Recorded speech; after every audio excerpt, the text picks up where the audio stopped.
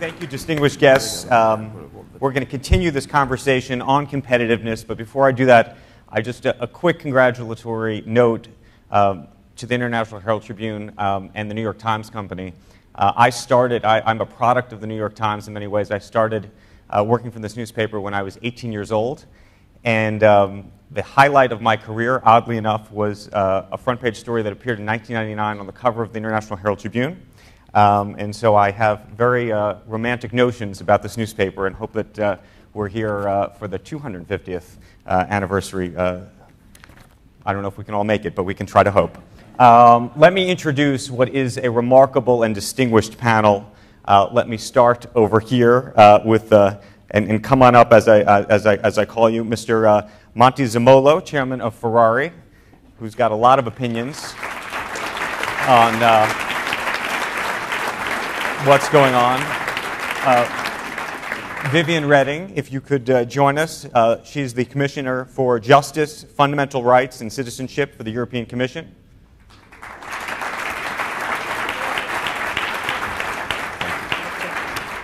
And Carl Bildt,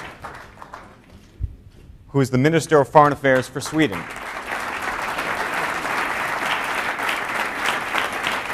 Thank you. Please take a seat. I would also welcome those who are watching us. I have an iPad here, so those who are on Twitter to send us questions if we don't get to them, but we will try.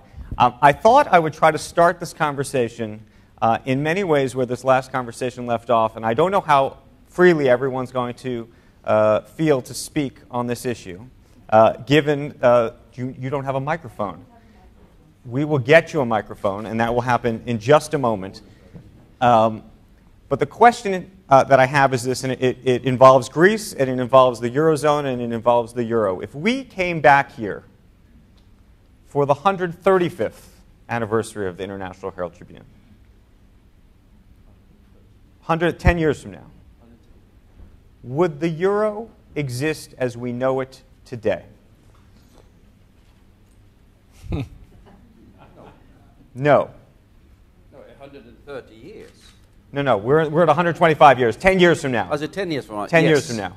Yes. Well, my answer would be, well, not as it is now, because it's a process underway now to sort of reform the management and all of that. And my guess would also be that there would be more members of it than it is today. More members, not less. More rather than less. The current members are all still part of it? Well, that would be my guess, but I know in my part of Europe, if I look at, say, a country like Latvia, which has gone through significant economic difficulties, they are very determined to join. The Estonians joined a couple of years ago, 2 years ago, I think it was. Yeah. And Lithuanians would then follow at some point in time. Poland might be sort of, they have a somewhat more demanding situation in order to meet the different criteria. But if you listen to the political leaders of Poland, do not doubt their determination to join it. And I think they will succeed. Commissioner, you agree? Not only do I agree, I even think that the euro will have more members because there are many in the waiting list. No, it is not that countries go out of the euro. Countries want to come in the euro. And it is not that our citizens don't want the euro. 2/3 of our citizens want a stronger euro, and that is what we are going to do. Because what the euro is missing still today is, for instance, a real fiscal union and a real political union, a real budget. That is going to be there in not 10 years, but in some years from now. What do you think? I have a little bit different view. In sense that I agree. Bet you do. No, I agree 100% that the three main goals that I hope are not only dreams but goals are political union, fiscal union, budget union. My generation was always dreaming for United States of Europe. This is for sure the goal number one. Having said that, I think that if this goal will be realistic, I think the member numbers is okay. I don't think this could happen if we enlarge too much Europe, because as more as we enlarge, as more we created potential problems. We have a lot of problems today with this number of countries that I agree in terms of numbers, but I think that to consolidate Europe, to have really everybody believes in Europe in terms of a project, I think that the member states are enough at the moment. So the expansion of the Eurozone, if both of you were right, makes the Eurozone more competitive or less, and what does that look like? In terms of competitiveness, I think it's more relevant to discuss the European economy as a whole. We should not forget that the core of what we're trying to do in terms of economic integration is still the single market, which is a very ambitious progress. There's still work underway. I think the Commission has launched a couple of new initiatives, new proposals to carry that further, the digital sector, the transport sector, whatever. And that is the biggest integrated economy in the world. That's 500 million people. And that's what we should aim to make both deeper and, in my opinion, I disagree, even wider. I'm in favor of the enlargement. I think it has brought huge benefits to Europe. And what we've done in the last few decades, bringing in 100 million people of Central and Eastern Europe and giving them both stability, democratic stability, and the possibility of prosperity. I think we have a moral duty towards the countries of the Balkans as well to prevent anything of the sort that we've seen in the past few decades from happening there as well. And I also happen to be one of those that believe that we need both the demographic dynamism and the economic potential of a Turkey in order to be truly competitive and relevant in the world of tomorrow. That's right. Somewhat ambitious an agenda, but as the Prime Minister said, if you don't have any visions, you end up nowhere. Commissioner, you have a lot of ideas about what we need to do, but before we get to them, because you have some unique ideas that I think may take us in other places, I want to get your thoughts, Mr. Mazzolo, as a businessman on this. If you could identify just top 3 issues on competitiveness in Europe right now, they would be what? For sure, for me, at least from my point of view, is to have fiscal and economy, the same rules in Europe regarding fiscal and economy, that this is something different and it's difficult to face realistic goals. Then I think competition, we need more competition in Europe, and this is something inside the single countries. And third, maybe a common effort in terms of research, because we need to have Europe competitive in terms of products, technology, innovation. Last but not least, but this is at the moment a dream, to have leaders in Europe that as a first priority to be European and second priority to be leaders in their own country. To me, what's surprising is that one of the issues that hasn't come up is regulations, taxes, labor laws. I mean, these are some of the things that people often talk about in competitiveness, and you don't raise those. Why? Because these subjects looks to me at a little bit bureaucratic approach and less pragmatic. If I have to talk as a businessman, in front of us, we need to have more competition, less bureaucracy, to have a common view in terms of economy and fiscal, and to have European local leaders that are becoming more European leaders. This is what I've got in front of me. Commissioner, you have some very unique ideas around women, around data. I don't know if you want to get into any of those now, but I thought I'd give you the floor if you do. Well, shouldn't we finish with this? Because we have not yet started with really saying what is the importance of the euro. You see, because everybody speaks about the euro as a problem. No, the euro is not the problem, the euro is the solution. If we had not had the euro in this crisis time, we would be much worse off. So what we need to do is where would we be without the, that's actually an interesting thought. If there was no euro, where do you think, what would Europe look like now? Well, it would be much smaller because a lot of countries would have gone bust. There would have been speculation one against the other. There would have been no solidarity models. There would have been no central bank in order to pump a lot of money in order to help the countries survive. The euro is not the problem. The debt problem and the confidence is a problem. Look, when I compare the euro with the dollar, now, in the United States, you have much higher debt than you have in the Eurozone. You have much higher also a budget deficit than in the Eurozone, but nobody speaks that the dollar is in danger. Why? Because 200 years ago, the Americans created a federation. And then I come back to what Luca has said. We need a European federation. That means we need to go that step further towards a political union which is missing. And that will be a reinforcement also of the internal market, which I agree is the biggest wealth of Europe. How do you do that? How do you do that? I mean, when you have to get, how do you really put everybody together? Just a quick comment on that question. Would we have been better off without the euro? I sort of happened to be prime minister 20 years ago, a long time ago. I vividly remember those days. Those were the years of economic crisis. We had currency crisis every 2 weeks. We had something called the ERM. We had the pound floating up and down, mostly down, by the way. There were endless speculation where the French francs were going to end up, mostly down, by the way. There was devaluation of the lira every 2 months. I'm exaggerating. Even 1 month. Every 1 month, every month. It was currency turmoil. And I would say, had this continued, the single market would not have been sustainable. Yep. Because we would have been in a Europe of competitive devaluations that sooner or later would have undermined the single market.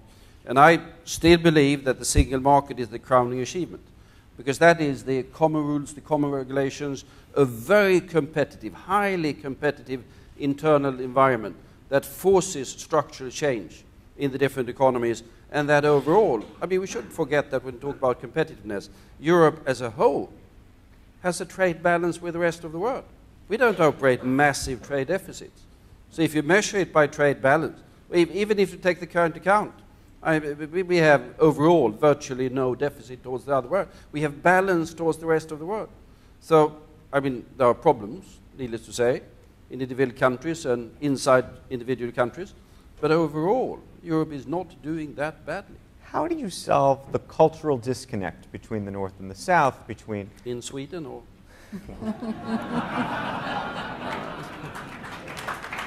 Touche. Ultimately, but there is a cultural disconnect that's going to have to be overcome. There's going to be you're going to have to bring everybody together. How do you do that, and how long does that take? My wife is Italian, so this becomes sensitive. No, no. Me too.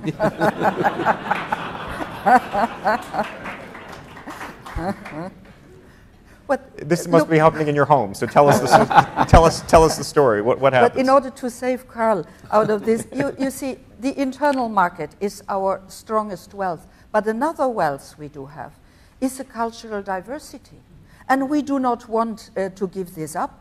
Not at all, because we can build on this diversity. That is a beauty of Europe. We do not want to become one and looking all the same. No, I want as a Luxembourger to be a proud Luxembourger with my own language, but share the same cultures which these people have, which are very different, and all together, that's the wealth of Europe. So we need to develop this internal market, not only under the perspective of a market, but also under the perspective of the people. Citizens are our wealth, and diversity is what belongs to this wealth.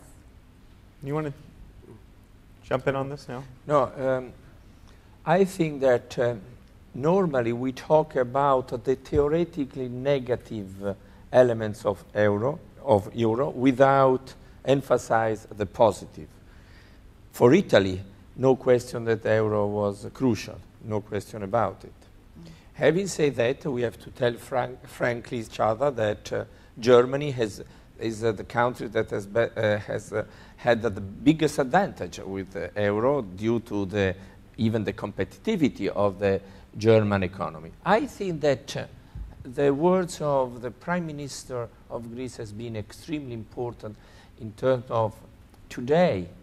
It's question of credibility of the member of the club. I have in my blood, maybe because I run since 20 years a racing team, the team spirit.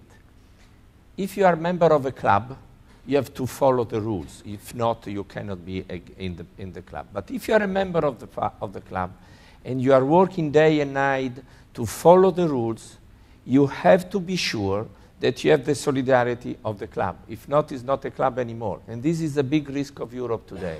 We want a club. And we have, as Italians, as Greece, as Spanish, everybody has to follow the rules, has to achieve the reform, has to increase credibility. But if we are doing this, we pretend to have solidarity in the club. Because if Europe is not a club anymore, this is the risk that I can see in the near future. All of this only works if there's growth. What is a realistic assessment of growth in Europe over the next 5 or 10 years? Forget about the next year or two. And let me preface it by saying this. There's a new study that came out by a fellow named Robert Gordon, Northwestern University, I don't know if you saw it, who suggested that actually growth, this idea of perpetual growth, may be over. That it actually might be a historical anomaly, both in the US and in Europe. What do you think about that? I haven't read the study, but I read about the study the other day, and I'm certainly going to read it. That takes a very long historical perspective. I still think that we are in a profound growth phase, and that has to do with the transformation of the world that we see. That has to do with what's happening in Europe, but primarily what's happening in the rest of the world. I mean, growth in the global economy is now coming from, I mean, what you see in China, what you see in India, what you see in Brazil, people rising up from poverty into middle class. We're entering a middle class world. And Europe is there. We are, as said, fairly competitive. We are delivering the goods. I mean, Sweden is delivering the furniture to the middle class of the world, or the electricity, or the mobile connectivity, or whatever we are delivering. And this will, for quite some time, even taking into account his argument, which was more related to technological innovation, this would, for quite some time, deliver the possibility for quite solid growth, provided that we maintain competitiveness. And to repeat to my point, we have problems. But when I looked, and I looked at the you have this word competitiveness surveys, of the 10 most competitive economies in the world, 6 are in Europe. Of the 10 economies in the world that is judged to be the best, entering into new digital economy, 7 are in Europe. So we do have our problems, but it's not that catastrophic if you look at these figures. Everybody's talking very positively, which is a nice thing to do. It's a very American approach. Very American. Yeah. But let's talk about the emerging markets. Let's talk about China. Let's talk about Brazil. When you have a great export business, but I've also heard Carlos Ghosn talk about how Nissan and Renault ultimately may have to actually manufacture their vehicles in these countries, and that actually changes the equation for competitiveness in some respects when it comes to jobs. How do you think about these issues? Commissioner? Well, the free trade is really what makes us to be strong. We should look at that from the very objective point of view. We are exporting enormously, and we are exporting also to import. Do you know, for instance, that in an iPhone, which we get from the United States, there are 12%... You really get it from China. Or from China, yes. Whatever. There are 12% of the parts come from Europe. So you see, one should see import-export from this both ways. And you know that 30 million European jobs depend on this export, depends on this world trade. Our bilateral trade agreements, which are to come in the next coming months, they will produce 4% of GDP growth in Europe. So we depend on international trade, and so we should not stop this and build wars around Europe. What we should do is to insist that the rules worldwide are put in practice and that not some are playing foul. Okay, so if that's true, how do you think about taxes? You think about a global world, and you think about a tax regime where we're here in France, the taxes are going up, up, up. How does that change? Not only in France. And in Italy and in elsewhere.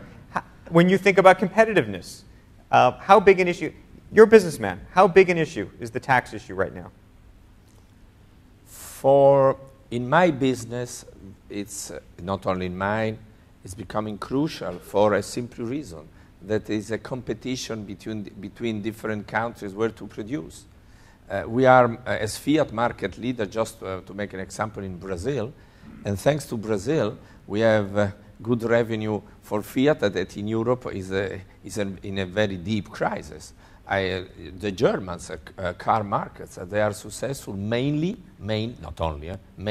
through China, because Volkswagen, Mercedes, Audi, BMW are very, very strong in China. I make an my company, Ferrari, we are present in 60 different countries in the world. And apart from United States, is by far our largest market since ever. And the second largest market is Germany, but the third is China. So it means that globalization and the possibility, we produce everything in Maranello, because if I produce just a small piece outside Maranello, I'm finished, but this is not the case. But if you see companies like Renault or Fiat, the joint venture between Renault and Nissan and Fiat and Chrysler will become crucial, because today is a question of cost of production. So taxes are crucial for the cost of production in such a difficult business in which prices are becoming the priority number one, and prices are heavily reflected by the cost. Big issue in your mind? And the reason I ask is because all of these countries at some level have to produce revenue to pay for all of the things that they're trying to do in these countries too. Well, absolutely, it's a big issue, but I mean, it's not the issue for you. No, well, it is an issue, but if you see what is happening, I mean, take one well-known Swedish firm, Ericsson, which is doing extremely well. It is by far the world leader on those particular markets when it comes to mobile communications and mobile broadband and whatever, and it generates employment and income to Sweden on a large scale. Does it produce in Sweden? Not really. It has 50% of its production in China. It has 25% of its production in Estonia nowadays. And the rest is spread between India, Brazil, and Sweden. But since all of these sort of key things are still in Sweden, it does generate high-value income and high-value jobs. I mean, it's rather like, you mentioned iPhone. iPhone is assembled in China. Mm-hmm. You see these Foxconn factories where they're producing them or assembling them all the time. But the revenue, to a large extent, is probably in California and New York. And while production or part of assembly is somewhere else. I was in Budapest earlier today, in Hungary. Electrolux, which is whitewares, they have roughly 5% of the industrial export of Hungary. Very small production in Sweden nowadays. They're all over the world. But it does generate enormous amount of income, accordingly, indirectly, employment and welfare in Sweden. Go ahead. Can I say something? One of the, you mentioned before, main problem of Europe is growth. But when I see in some countries, Italy is a typical example, that the level, the tax weight on the companies is highest in Europe, how can you pretend growth if the companies are so heavy in terms of taxes? And so the only reaction is to try to produce somewhere else. And this is something crucial in our business. I tell you a different situation could be a company like typical in Italy is fashion. Fashion is question of how strong are our brands. And then the brands are more strong than where you produce. You know what I mean? In other words, is different from business to business. Having said that, at the level of taxes in Europe, particularly in some countries, on the company is a big deterrent in terms of growth. I have a car question for you, and it relates to Europe and the role of government in business, and the role of national champions, and the role of subsidy. In the United States, there's Tesla Motors. You know about Tesla Motors. This is the electric race cars, right? Or not race cars, but and they are being subsidized by the U.S. government. Yes.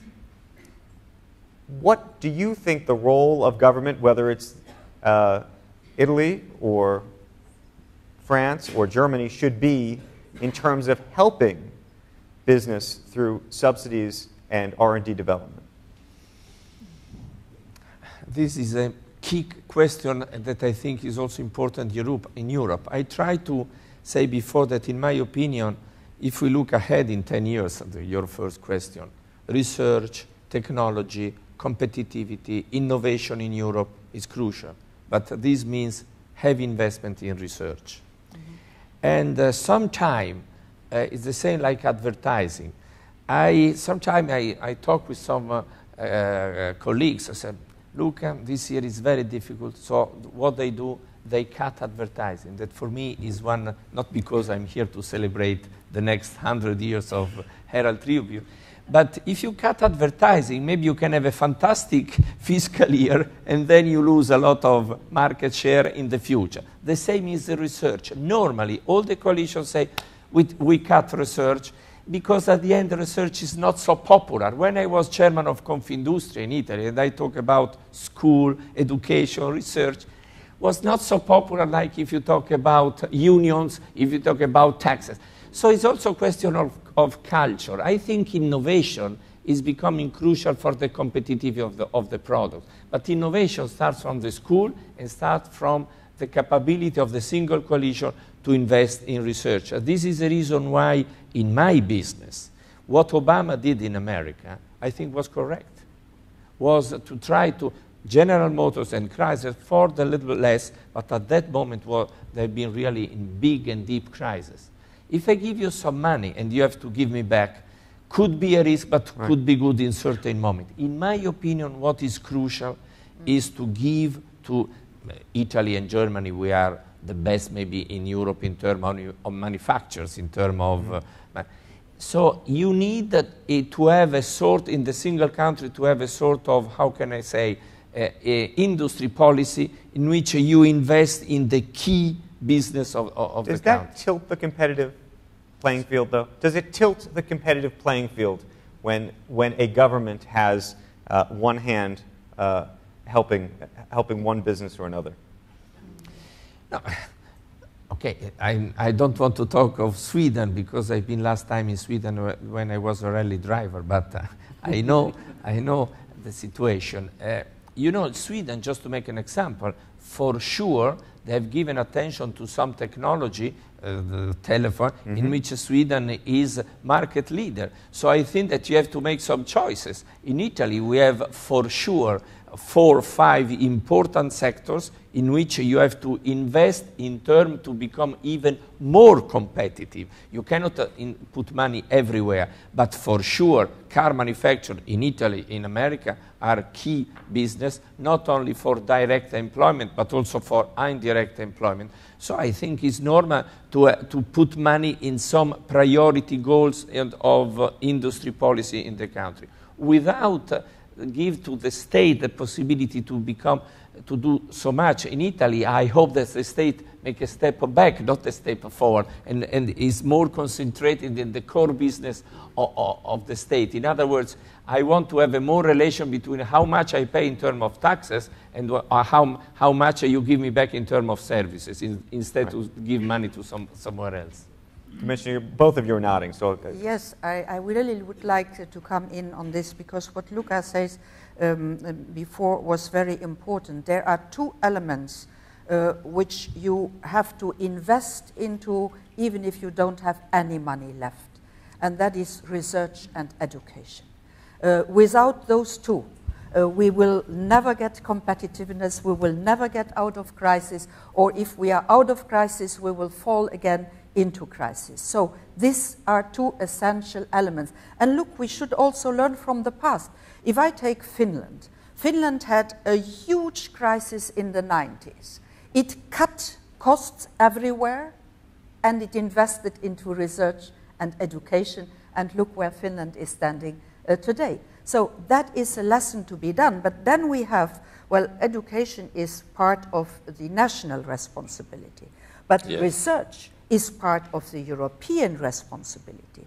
The European Union has proposed to raise the money for collaborative research. That means not only one company, but several companies working together on a development from 40 to 80 billion. If Europe would reach the 3% investment of GDP investment into research, that would create 3.7 million jobs at once. So there is where the investment needs to go, and where never ever you should cut investment. Please. No, we have extensive experience in Sweden of subsidizing individual industries. And we have found it to be the by far, so far, best way of wasting taxpayers' money. We were the world leaders, this was some time ago, in producing supertankers. And we thought that since we were the world leaders, we should beat the competition by subsidizing the shipyards. And we did that. It was exceedingly expensive. End result, we have no shipyards left. We wasted a lot of money, and the Koreans are building them far better. But instead, we are roughly following this advice. We are investing far more in research and education, research and development. EU has the target 3% for all states. I think we are now on the average 1.9 or something like that. So Europe as a whole is underperforming. We are close to 4%. That is to raise the general, along with the Finns, by the way, raising the general level of knowledge in the economy. Then exactly what business results out of that? Did I know that Skype was going to be something that could work? No, I didn't. Bambooser, that is now transmitting live images from Syria, was invented by a couple of guys a couple of years ago. Did we have any idea in the government office of that? None whatsoever. But perhaps the basic education, basic research and technology that we have in society did contribute to that, as well as, that has to be said, the open markets and a climate of entrepreneurship. And that brings us to the digital economy, because where are the possibilities for growth? They are exactly there. Europe has calculated that only if we would tear down the barriers, which we still do have in our internal market, and to create a real digital internal market, that would boost GDP by 4%. Only this movement. So there are growth perspectives which are there to pick. One of the examples is, for instance, you have hinted at it just before, my proposal for data protection. Right. What does that mean? We have today 27 conflicting laws which make it extraordinarily expensive for companies to utilize the whole of the internal market. What I propose is to get rid of the 27, replace them by one law. That will be a saving for our companies of 2.3 billion euros per year. So you see, there are methods where you can rather quickly go back to the system of growth. Are you willing to rewrite all your laws based on what she wants to do? Well... No, he doesn't need to rewrite. No, I will scrap it. Yeah, no, it's done, absolutely. I mean, it's done anyhow. In the sense that we talked about sort of federal Europe and political Europe or whatever, these are slogans, but the single market, we have it in reality. I mean, we take decisions on these rules of the European economy by majority voting in Brussels, de facto. And we do set the single standards. And we do have these vivid discussions in Brussels on exactly what it should be, and then we agree, and then we have the European Parliament, and then it applies in all of our countries. And that's the core of the single market. There we have a federal Europe, as a matter of fact. Commissioner, you have a fascinating proposal out on trying to increase the number of women in business and what that could mean to competitiveness. Yeah. Speak to that, because it's just so it's different and it's very interesting. Well, it is very clear, and the studies which I'm always quoting are the ones of Goldman Sachs, of Deutsche Bank, of Credit Suisse, Ernst & Young, and McKinsey. So not the real pro-women They created a financial crisis, so I don't know if we should listen to them. Not the feminist organizations, not the feminist organizations. all of them come to the same conclusions. The more women you have in top management, the better the results of the companies are. So women mean business. So that is one thing. The second is, we are in an aging population where we have more and more young talent. So we cannot afford not to utilize the female talent. And the third is, 60% of university graduates are females. So why don't we utilize that talent? We cannot afford not to have the women on board. And they exist. I was so lucky to have the business schools of the best business schools of Europe have looked at what is happening to their women who have come out of management courses, who have made MBAs. And they found out that they were not at the top. So they put on a list on the internet up to now 7,500 names of women who come out of MBAs, of management courses, and who have long experience in management, who are ready to be put on the board tomorrow. So let's utilize the talent where it is. Okay, Ferrari, what are you going to do? This for sure is a very good point.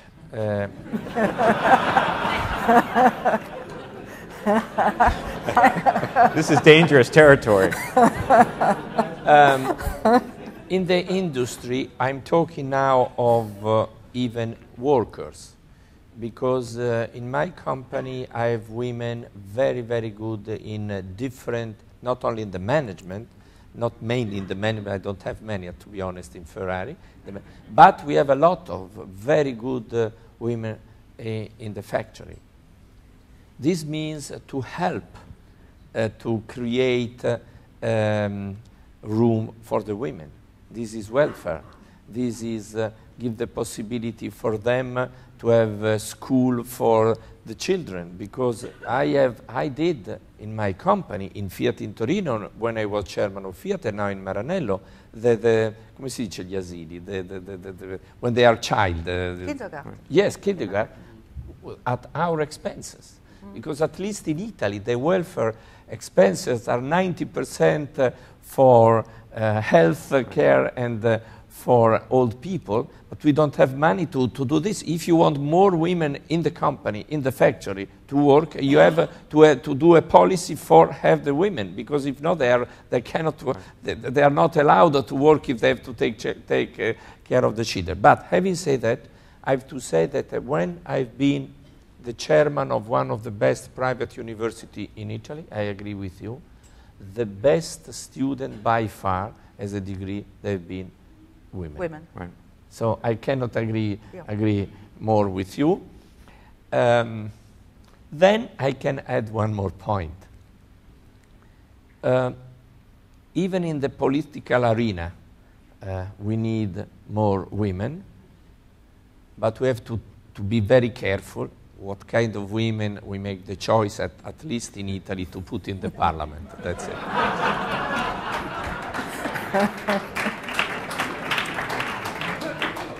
Okay, I've got one more question, then we're going to try to open it up to the audience. I think we're going to have microphones coming around in a second. Alison had asked the Prime Minister a question about Mario Draghi. And so I thought I'd ask all three of you, if you could have a private lunch with Super Mario and tell him your wishes, your dreams. You probably have this opportunity a lot, I imagine. Maybe all three of you do. What would you tell him to do right now? You ask it to me? All three of you.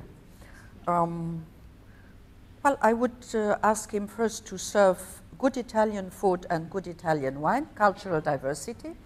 And second, I would congratulate him on what he has started to do this summer, really changing the central bank into some kind of federal reserve.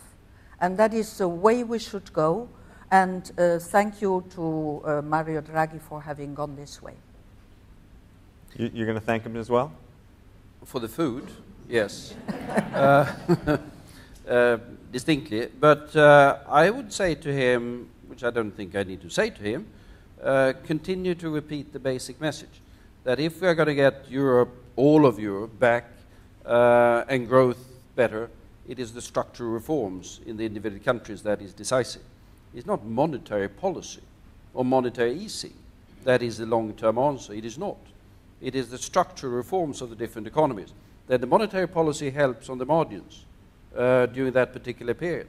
But it's the structural reform issues that are critical. And that's a message that he's given very clearly and needs to be listened to. Do you worry about the impact of the monetary reforms long term? Meaning, this is clearly helpful now, right? He's buying everybody time. No, I would, yeah. But what is your, do you have a concern at all? I don't know. Maybe you don't. Well, I prefer not to have one. No, for one of the reasons we're outside of the euro. So to have, he has enough people inside the euro trying to lecture him. And if you should have people outside the euro lecture him as well on monetary policy. But I think your question is a highly valid one. And I hope that he thinks about it every time he goes to sleep. And I'm quite certain he does. That's a very delicate and political way to speak about it. So thank you for that. What's your view on that? Well, Mario is really a big friend of mine because we've been together at school for many years together. And since he was 8 or 10 or even 15 years old, he was studying to become the central bank chairman because he was always perfect. Perfect. Oh, you knew this at 8 years old? Sorry? You knew this at 8 years old, that this is what was going to happen? Yeah. And he was like now, all very well dressed, blue, 8 o'clock in the morning, but I'm talking really about a big friend of mine. I think, and also he's one of the best examples of a European leading class. What I've appreciated of him, that what he did was not looking at one or another single country, but looking at the interest of Europe. And I think this, what he did, was crucial in this moment to maintain and increase what I said before, the team spirit in Europe. I think this has been crucial in my opinion. Okay. Let's open it up to the audience. Thank you for a tremendous conversation thus far. This is not the end, though. Can I say just one thing, Please. because we celebrate 120? Yes. I have to say one thing because it's interesting. 10 years ago, when we decided to become, as Ferrari, more international, because 10, 15 years ago we have been mainly dependent from Italy, Germany, and United States. I've given a present to my key managers, 2 presents. One was women magazines, the best in the world for 1 year, and they said, listen, our chairman became completely crazy because we do cars, but I think that through the women magazine, fashion, design, you understand, you feel colors, design, creativity, international trends. That was useful for marketing, for the interior of the car. And I've given to them 1 year of Herald Tribune, because that was the only way to have a window open to the world as a culture and international mind, because in few pages you can look at the world without being the prison of the Italian problem. So that was very useful, because now we are in 60 countries in the world, and this year we will beat our historic record of sales and also economic results despite the crisis. So thank you very much to Herald Tribune. Thank you.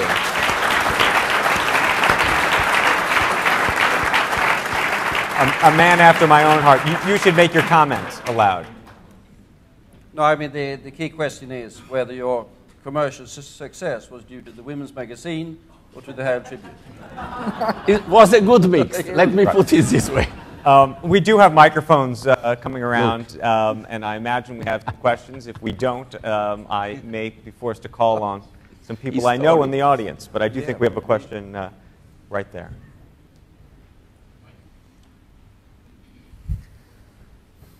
Do we have a microphone that might... My voice doesn't carry very well.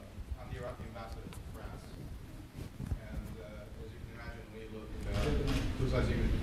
imagine, we look to the east, we look to the west, we even look to the United States. My question is this. Imagine you had been all Chinese discussing China. How would this conversation have been different? If Not so different. If everyone here was Chinese and we were talking about China and we're talking about Chinese competitiveness, I imagine, I'm extrapolating now on the question, well, in the global economy. Well, it depends very much. That could be two different conversations in China. The one in public and the real one. I think the real one is at this time highly interesting, because I happen to be of the view, and so is a report by the World Bank, which was produced also with some of the leading Chinese economists, that they need to do fairly fundamental reforms. I mean, at some point in time, an economy to continue growing needs things like the rule of the law. And the rule of the law can't be restricted just to one sector of society. It has to be applied broadly over society. Innovation means that you must be open to people who have different views on how you build cars or do regulations, and you can't limit that to only one sector of society. I think that is, if there's a real debate in China, and I'm quite certain there is, this is the real debate in China. And the outcome of that will shake China and shape the world. Do you have thoughts on that? I cannot add, I agree 100%. I agree 100%. I think there will be two points of discussion. The first one is how you change a country in a very short time from a copying industry to an innovative industry, because that is exactly what they are doing in this moment.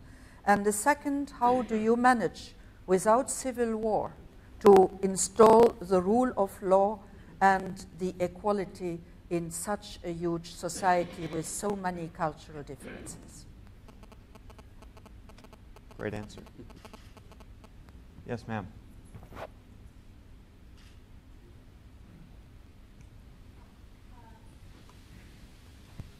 I'm Rama Rashti from European News Agency. My question goes maybe to Mrs. Regin. The European Union should be a federal union, independent, and it looks like since the 2008 subprime crisis, when the US is coughing, Europe is having a cold. Doesn't European Union have to change, maybe shift to another way of trading, balance, and financial exchange with the rest of the world? Thank you. Well, I think the most important what we have to do is to learn the lessons of the crisis. You see, it is incredible in the history of mankind. When things are going well, everybody is leaning back and not doing anything. But when there is a crisis, everybody wakes up and sees what has not been done during the times that things went well.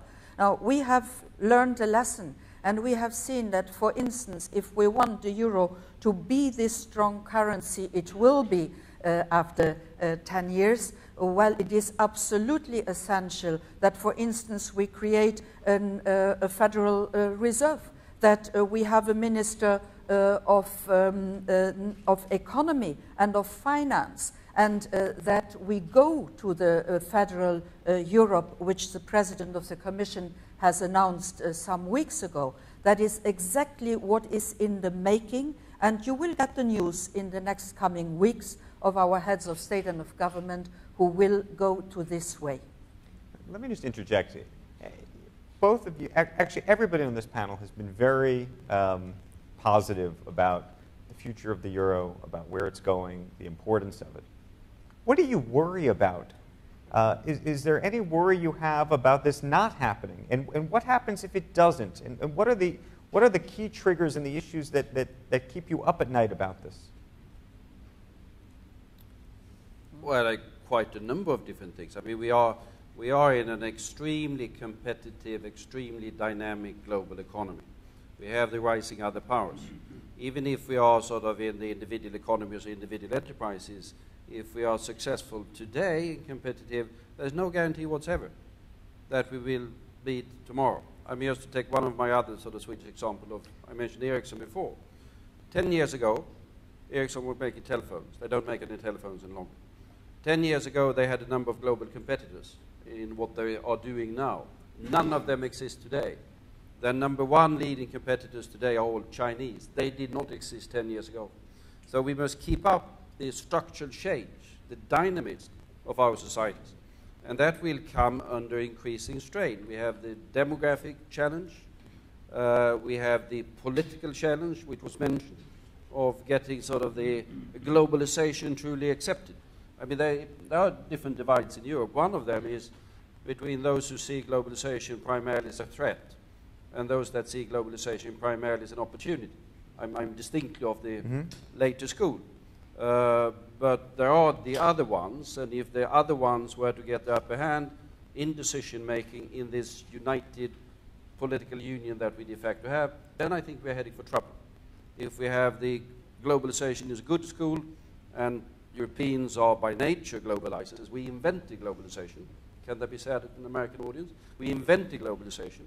If we go along that particular path, I'm still optimistic.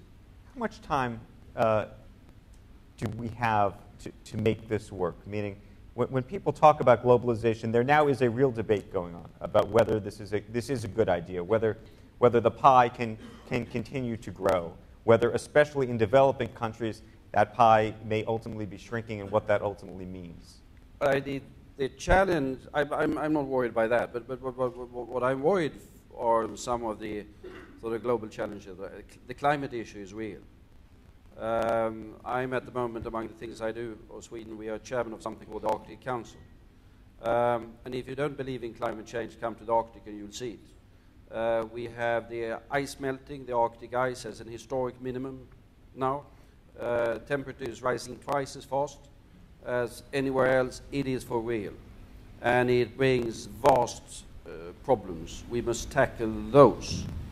That worries me.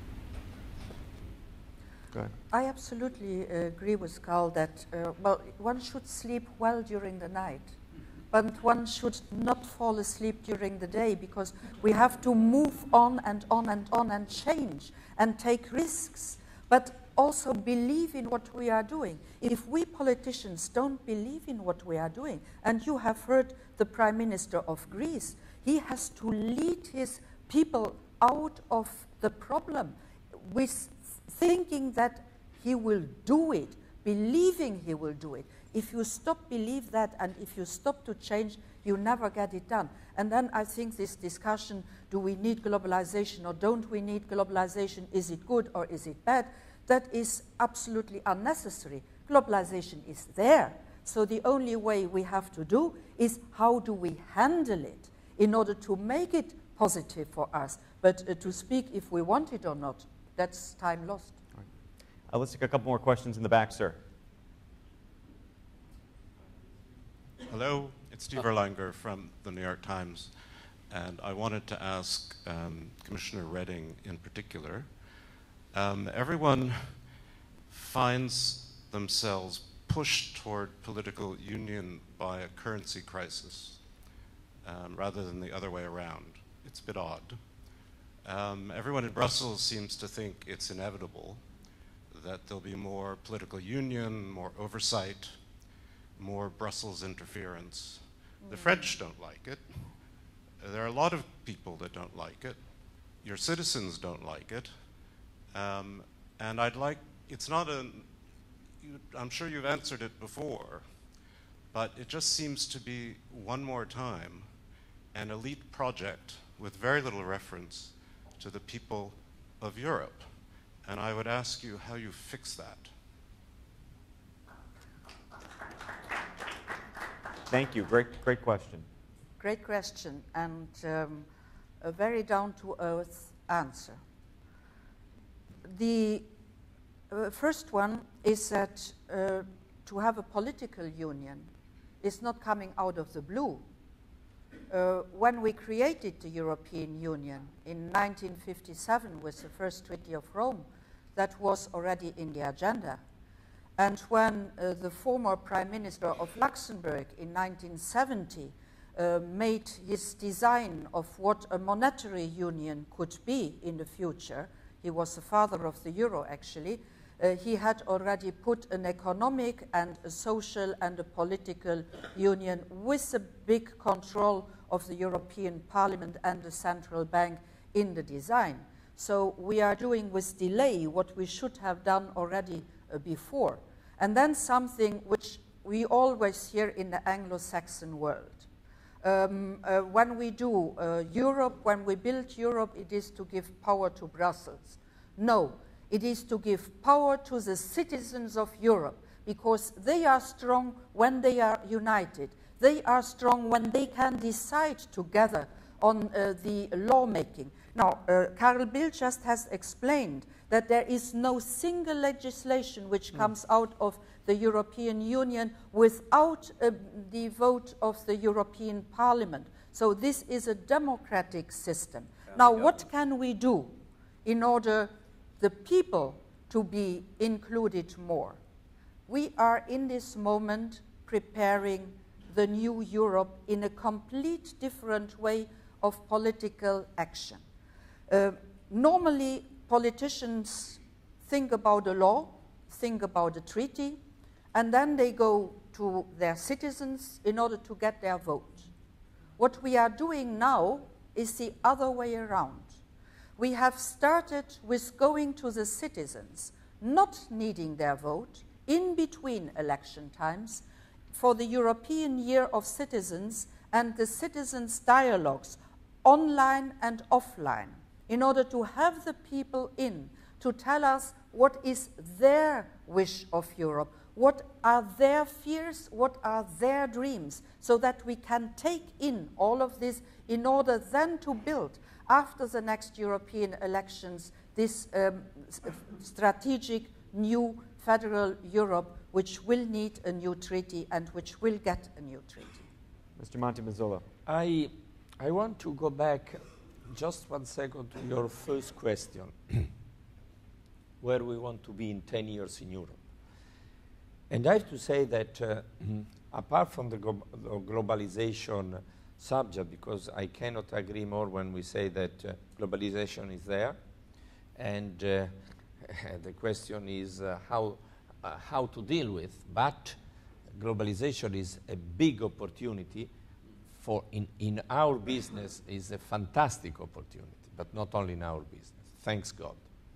Apart from this, I have to say that to be realistic, today we are facing really a very, very delicate moment looking at the next year, because when I've heard few weeks ago, well, it's very important the decision of the German court.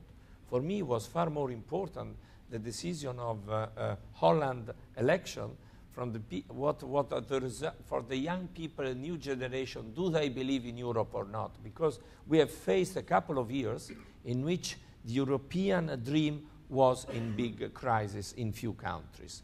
Now, if we have in front of us the key priority, political unions, tax, fiscal unions,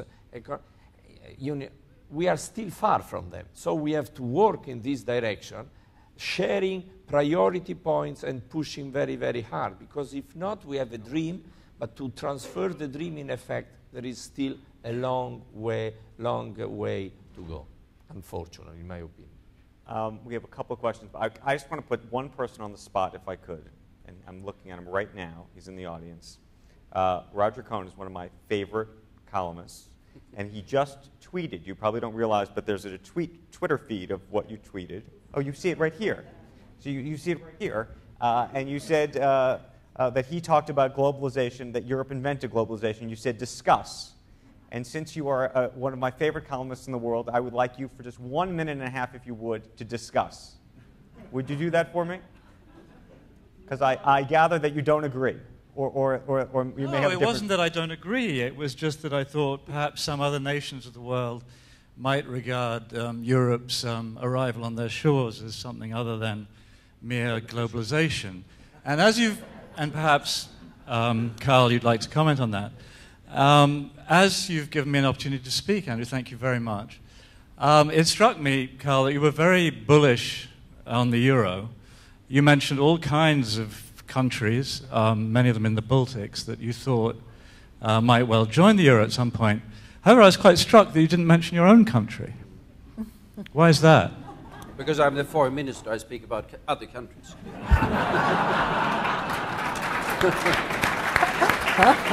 Thank you, Roger. No, a fair point, and you are not the only one to notice. I noticed that my old Swedish ambassador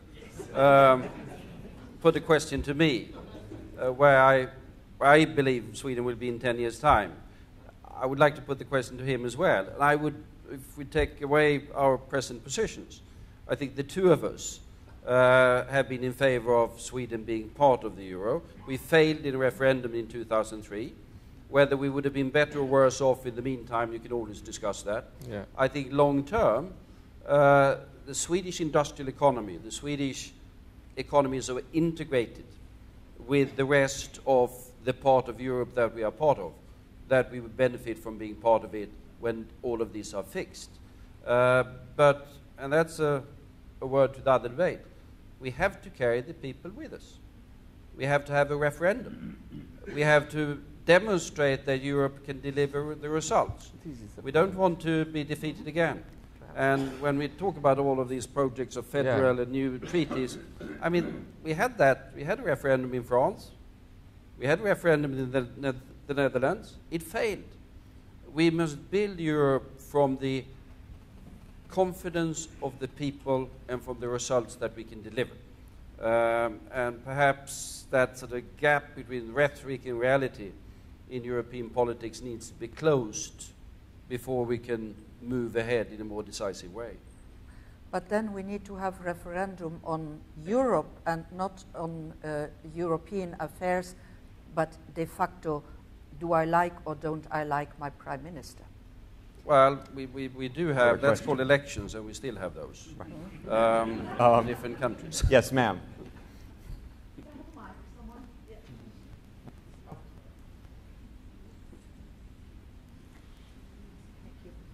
Susie Menkes from the International Herald Tribune, and in a month or so's time we're doing our luxury conference on the promise of Africa.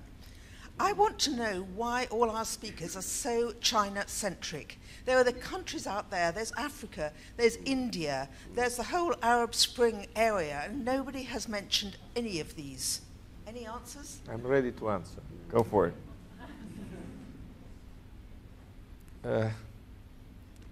I spent time in Abu Dhabi. I have a house there. We have a huge theme park, Ferrari, like a Disney. I invite all of you, huge country. Not only to visit the theme park, but in a couple of years you can also visit the Louvre.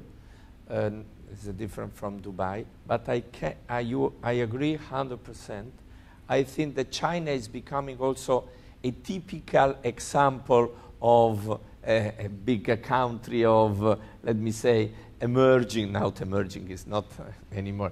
But for the entrepreneurs, India, despite is a difficult country to enter for bureaucracy, for a lot of different reasons, could be since many years a dream of a huge, huge possible market. For my family business that has furniture, I think that India is becoming fantastic. Having said that, I have to mention Brazil. 10 years ago, 15 years ago Brazil, 20 years ago, Brazil was mainly known for soccer, carnival, favelas, and also women maybe. Now, Brazil is a fantastic country in terms of development, in terms of research, product, university, innovation. So I think that sometimes we, even in the public debate, we forget this, but I agree with you. And looking at Italian companies, Brazil is becoming one of the priorities since many years. India is still very difficult, despite English language that is good, to enter for a lot of, you know better than me, bureaucracy and local, but it's still a very close country. But if you see a group like Tata Group is becoming one of the largest groups in the world, not only because, so it's in different activities. So listen, I think I agree with you. I agree with you. So maybe the next meeting will be organized in Bombay. Okay. And Susie Menkes, of course, one of the greats of all time, and congratulations on that conference. Everybody should, of course, come. We have a question here. I wanted to say that the the European Union is the biggest and most powerful market in the world, and there is a lot of Euro pessimism. How can it be defeated? Because I can see you haven't even mentioned how powerful the European Union is. No. So it's the pessimism about Europe, the way we approach it is not very good for recovery. That's what I'm saying. And do you find that you are pessimistic? Not in the way you talk yourselves, but the way the world leaders are talking, European leaders are talking about the single market, European market. Well, I think that the leaders have the responsibility to lead and not to sit there gloomy. And because if there are problems to do, well, take them in hand and solve them. And that is also what the voters, what the citizens like to see. They do not like to see somebody sitting there, things are going well, wrong. No, something is going wrong, we fix it. But then we need also, and that is what we haven't done so much in the past, we need to reach out to the people and to explain them what we are doing. We do have this problem in Europe that the media, with the exception of your paper, but the media normally are organized in a very local, national way. And they always say what the Prime Minister has said badly about Europe, because there are always a double speech here, you see. The Prime Ministers or the ministers come to Brussels, they meet the others, they take a decision, and then they go home and they say, I have won against all the others, which is a complete wrong message. Because if one wins against the others, it's a failure. We have to win all together. And that message that when I win, Europe has won, this is the message we have to bring through. And that is also why we need to go to speak with the people outside of election campaigns. 2013 will be the year where we all going to do that. National politicians, European politicians, local politicians, go grassroots, speak with the people, listen to the people, explain to the people. That is what we need if we want them to be capable to get the confidence of the people that where we are leading them is the right way for all of them. Okay, we have only a couple more minutes, so we're going to go sort of rapid fire, both for questions and answers. You had a question, sir.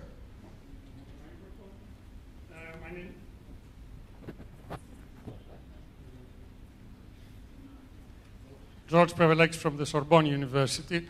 There is one issue that came up, and then I think we shifted. It is the question of diversity. The more we enlarge, the more we introduce diversity to Europe. And diversity is a characteristic of systems like empires, colonial empires, and they had their method of coping with diversity.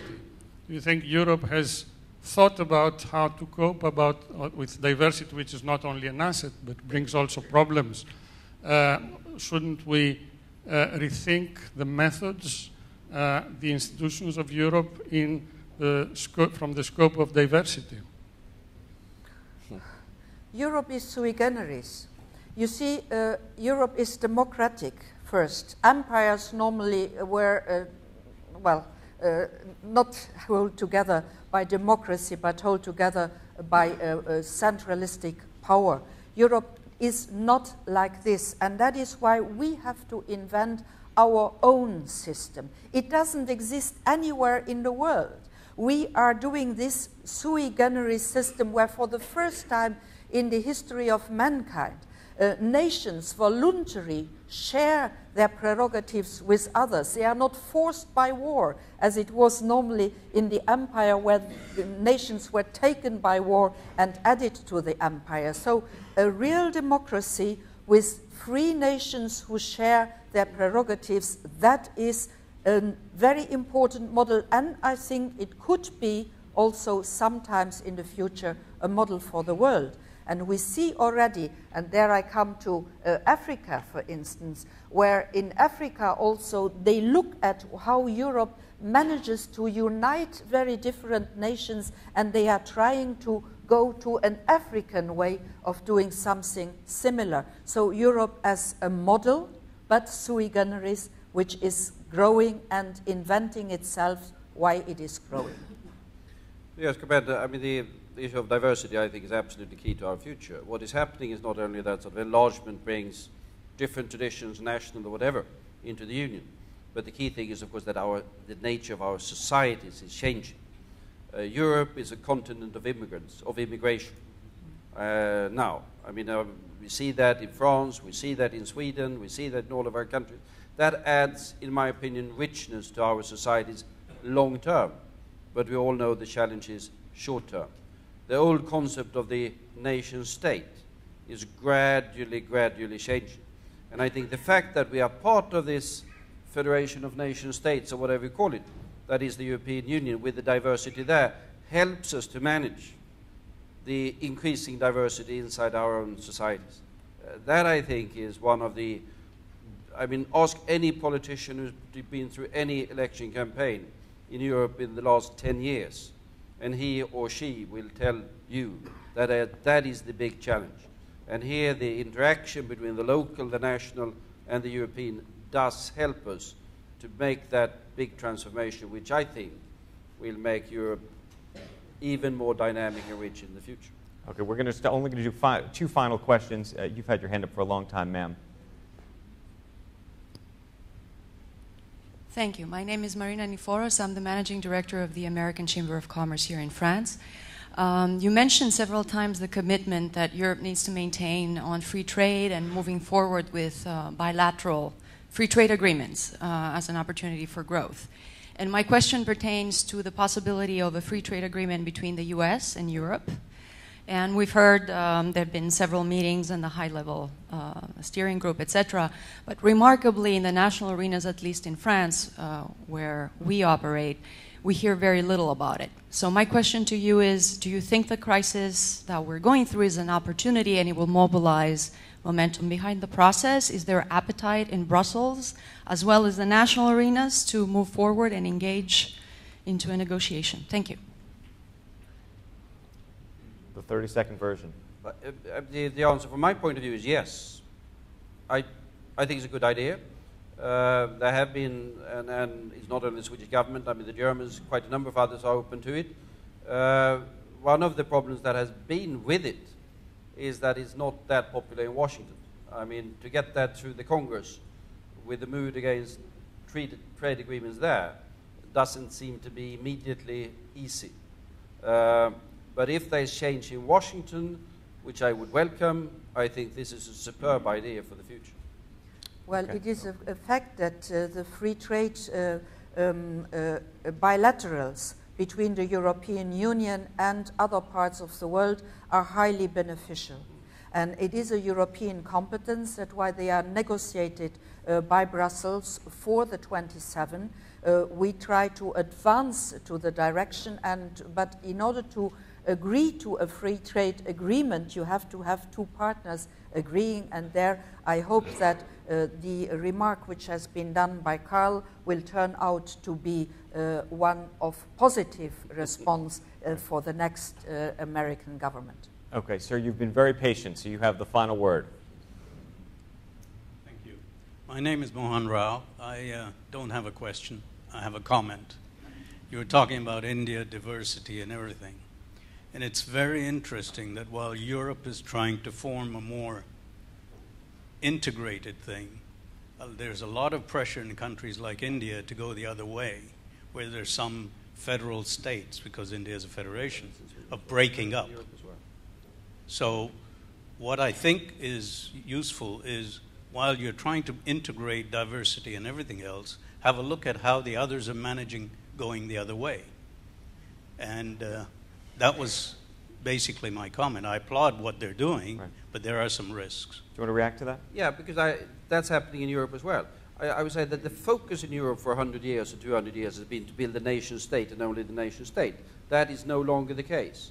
I mean, the nation state is, I mean, power is going, certain of the powers have gone up to the European level because the nation state is too small for the big issues, but a lot of powers inside the different European countries is going down. Devolution, regional autonomy is the order of the day in all of our countries. So while the nation state has been the focus for a couple of 100 years. Now it's going to be a much more diversified structure of governance on different levels. I mean, don't misunderstand me. I think the nation state is going to be the foundation of things for quite some time to come. But it's not going to be that central that it has been. So the tendencies are, in that extent, the same. Okay, we're going to leave it there. I want to thank this tremendous panel. I want to thank everybody in the audience for your tremendous questions. Thank you all. This has been terrific. Thank you.